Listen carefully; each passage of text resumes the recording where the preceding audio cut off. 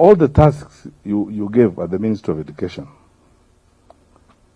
and let me say here without fear of contradiction, because we live in a country where people are so dishonest, they love lies, they behave as if there was nothing happening yesterday, they are lecturing us now about things they think they are new. If Professor Magoha had not served as the Minister of Education, Your Excellency, your plan for NEMIS,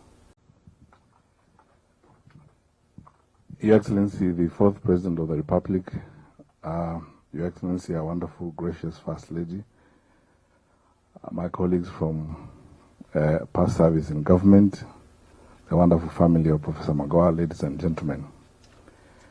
Your Excellency, we've been together with this family since you asked us last week. Immediately this happened, that we tried to step in and work with them to deal with what Professor was handling just before he passed away. So we had the opportunity to sit with Michael, Joseph and Dora to deal with the function that happened on Saturday, and now we're here. And for that, we sincerely thank you, Your Excellency. On behalf of my colleagues, many of them have sent messages of condolences. And Your Excellency, when you called us round, all of us were in the country, were in that meeting with Michael and with Joseph and Dora. Some have had to travel because of commitments. But I'm here today with my colleague, my sister, Professor Margaret Kobia, who served as a CS for Public Service. My brother, Uhuru Atani, who served as the Lord Chancellor of the Exchequer.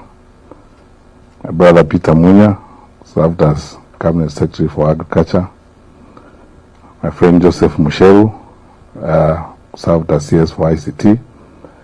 And my brother, Eugene Wamalwa, who served as Minister for Defense, and who also represented all of us at the burial in Game on Saturday. To be frank with you, I have a very long story to tell about Magoha, because as you know, I probably am one of the very few people who are privileged to work with Magoha very closely for about 7 years, 6.5, 7 years in government.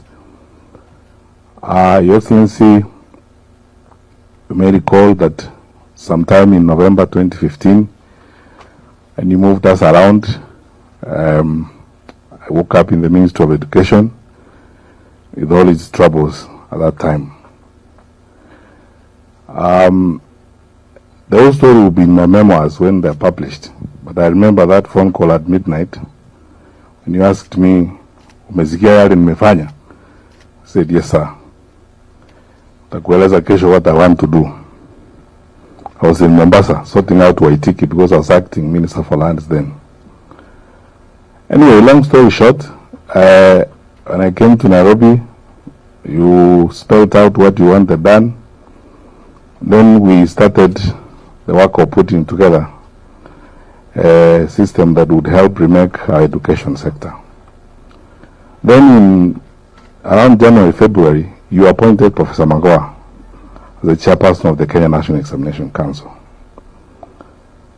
And I remember that memorable Saturday morning, as though it happened yesterday, when you rounded us up, together with my peers then, Belio Kipsang, Nancy Masharia, Secretary TSC, Professor Magoha, and myself. And you spelled out clearly what you wanted done. You said, must bring an end to examination cheating in this country. My colleagues know what we go through during those situations. Because you said, mwache ujinga wa kusa mutiani hapo. And you said, this year, it is not going to happen. Ama mutafute njingine. Then that was the clarion call or order that we needed, which led to the formation of an amazing fraternity in government during some of my happiest days in this life. We teamed up, as you directed then, with CS Musheru, then CS ICT, my brother, the late Joseph Kaiseri, the CS for Interior. And you imposed a very punishing schedule on us. I'm now saying that after I've left the government, but you imposed a very punishing schedule on us, wanting updates on a fortnight basis of what you were doing to address the mess in the education sector. And we worked slavishly but very happily, because you outlined specific results you wanted, and all those wonderful people. And may the Lord bless the late Joseph Kaiseri and now my brother, Professor Magoha. I have never been happy, and I've never worked with such wonderful people. From the Kenyan School of Leadership in Mount Kenya, where we went that time with Joe Musheru, Joseph Kaiseri, and Magoha to meet with the DCCs and the education directors as you instructed us. We spent time there in the cold, trying to build a system of collaboration between the Ministry of Interior and the Ministry of Education to manage exams, to make sure we sort this out. Professor Magoha was so committed that he actually traveled to Uganda himself, because when we were looking at various systems around, and we thought we could borrow a leaf from here, borrow a leaf from there, and so on, that which was close, he was so committed that he traveled himself. He said he doesn't want hearsay. He came here, he brought the report together with a critique on what we would do and change the whole thing. And we had a very enjoyable time doing a hard but pleasurable task of remaking the education sector. And through all that time, because even when more changes happened in government, I ended up in the Ministry of Interior, you insisted that we will not dismantle the tripartite partnership between the Ministry of ICT, Interior, and the Ministry of Education. As Professor Magoha himself liked to put it, we are joined at the hip. And so we must work together all the time. We spent long hours meeting all those wonderful Kenyans, and God has blessed us with wonderful people, called district commissioners, county commissioners, regional directors of education, and all those people. Every day repeating to them that what President Kenyatta wants is ABCD, because Professor Magoha said, we serve at the pleasure of number one, and our job is to outline his vision and ensure that it's delivered. All the tasks you gave at the Ministry of Education, and let me say here without fear of contradiction, because we live in a country where people are so dishonest, they love lies, they behave as if there was nothing happening yesterday, they are lecturing us now about things they think they are new. If Professor Magoha had not served as the Minister of Education, Your Excellency, your plan for NEMIS, the National Education Information Management System, would not have worked. And let nobody take credit for this. This was President Kenyatta's plan, together with the World Bank, and that's how we got to where we are, the Director and the Minister of Education. Your plan on expansion of school infrastructure through 20,000 classrooms would never have worked. Your reform of the school bursary system would never have worked. The school desks program, I remember when you demanded of us that we move money to the villages and get carpenters in every village and have the desks done in the villages. Then you told Professor Magoha and myself, you don't want a story, you want results. And we sat, at some point, even some of our senior officers were trying to be a little bit smart, where they would cut corners. Joe helps us get a hold of Safaricom and the data from there for Mpesa and payment. And we're able to move money on the digital platform very easily, across villages in the country. And many, many things that were done to remake the education sector in this country, because of the commitment and the work and partnership that we did together. Professor Magoha was the turbo engine, and my colleagues can bear me out. Professor is the one who charged the room. Every time we were in the room, he's the one who supplied the energy. He was always vibrant and he wanted things to be done. And so, as one of our colleagues, CS Rachel Mamo, said the other day when we met, she said this, and frankly, I agree with her, that we celebrate Professor and we sincerely submit ourselves to the Lord and say this man actually completed his work. He was full of energy. He did all of his work. There was nothing that you did with Magoha that was undone. He did all of his work. He lived his full life. Was never bored any minute. He never knew a moment for stories. And I have to say this, because again, this is another aspect of our society. In a country where these days we hardly go through a day without being reminded about the regions, who comes from what region and what region is important, what region should own government, and so on and so forth. Not once. And we had, across the board, we had many discussions. Your Excellency, not once did Magoha entertain a discussion about people's backgrounds, about people's ethnicity, about people's regions. Magoha was driven by only one consideration: delivery and excellence in getting the work done. His disdain for politics was not concealed, and his impatience for mediocrity was real. He had no time for pettiness and small talk, and small things around town. He was always driven for results. He said, what does number one want? That's what we do. And this is the way we go. For all of us who worked with Professor Magoha in cabinet, and for me and my colleagues in the education sector in the last 5 or 6 years, we'll be everlastingly grateful to God for the life of this, our wonderful brother. And if there is anything we can do in this world as a tribute to Professor Magoha, in our small way, wherever life takes us, wherever life finds us, we just try to emulate that thing. Honest, sincere delivery of service to the people, period. Nothing else matters. And because of that, a lot of work was done in our country. Your Excellency, there are many things to say. There's problems that you demanded solved and how you wanted. For example, the organization of the CQI program by the World Bank. We would never actually have discovered the challenges with that program if Magoha had not served as the Minister of Education.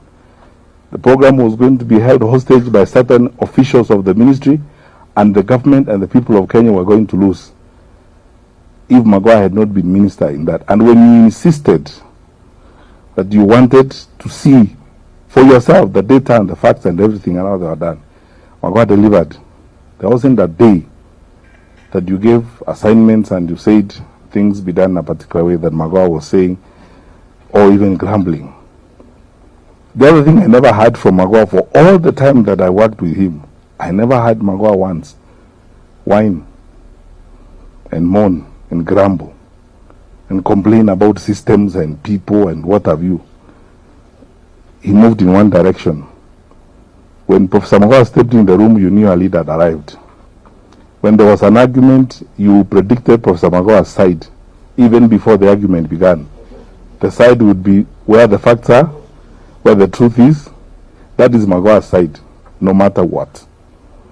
So, honestly, this erudite scholar, very solid academic of unparalleled credentials. There are many people in this world who claim academic credentials.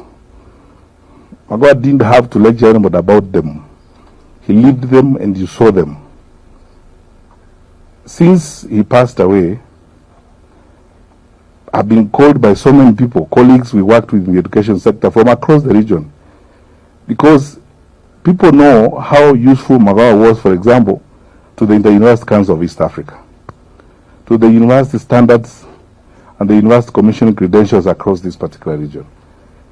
some of our countries in the region could not actually approve their medical schools without Professor Magoha looking at their curriculum. That's how solid and important he was amongst us. I hope that in celebrating him, we emulate those good things he did. Finally, I am not in authority these days, so I can only share hopes. I hope that somebody somewhere in this environment, in the context of all these things that happen and the cacophony and the noises that we hear every day, many of them unhelpful to anybody, will think about how we can immortalize Professor Magoha's contribution to our society. Either one university will create a chair and name it after Professor Magoha, or a scholarship program and name it after Professor Magoha, or name a research program after Professor Magoha. And actually, if people were to be very honest and sincere, like the universities, and do something like that, a lot of us ordinary citizens of this country who admired his life and had an opportunity to work with him will make our small sacrifices and contribute to that, because that is the greatness of our society. Magoha exhibited the best of Kenya, not the worst of Kenya, the best of our country. And I believe when I see some of the things I see somewhere, someplace these days, I believe Kenya is better than this. And I think about great people like Professor Magoha. And let all of us go forth and do whatever we can. There's only one request I have, and I was asked to make on behalf of my cabinet colleagues. Mama, I'm told there are 1 or 2 kids that Professor Magoha was supporting for school fees. Michael, my cabinet colleagues, those of us who served with Magoha in cabinet, under the leadership of our president, we will make a contribution, because the president told me to talk to my colleagues in cabinet to see whether there's anything he can help us to do to support 1 or 2 of those kids that Magoha was supporting. Let none of them be stranded on account of our brother's departure. Our president is keen on this. He has invested a lot on this. He will help us and guide us to try and help some of those kids so that they are not stuck. And we will work together the way we have worked together, quietly with my brothers and sisters, ex-PSS, so that we also honor our colleague, because I think it's a morally right thing to do. It's the honest thing to do, and even in the face of God, it's the just and sensible thing to do at this time. We wish you all the best. All my colleagues who are not here, some of whom have traveled, have sent their messages of condolences. They're here. Michael, you know we are in very deep conversation with you on things that we need to do, some we don't need to say here. And I want to assure you, we will work with you. We'll do the best we can. No one, let's not pretend, no one will fit in Magoha's shoes. Let's not pretend. No one will fit in Magoha's shoes. We can only do the best we can, the way God will help us, or whatever God will help us to do, just to alleviate momentary pain and help you move to the next day as we all continue walking the journey of this life. May the Lord shine his face upon you. May the Lord hold you with his mighty right hand. May the Lord bless you indeed. And Michael, there's nothing more challenging than to walk in the footsteps of a towering father. May the Lord bless you, so that as you sustain that name and that generation, God will raise you up to keep to that particular legacy. Thank you.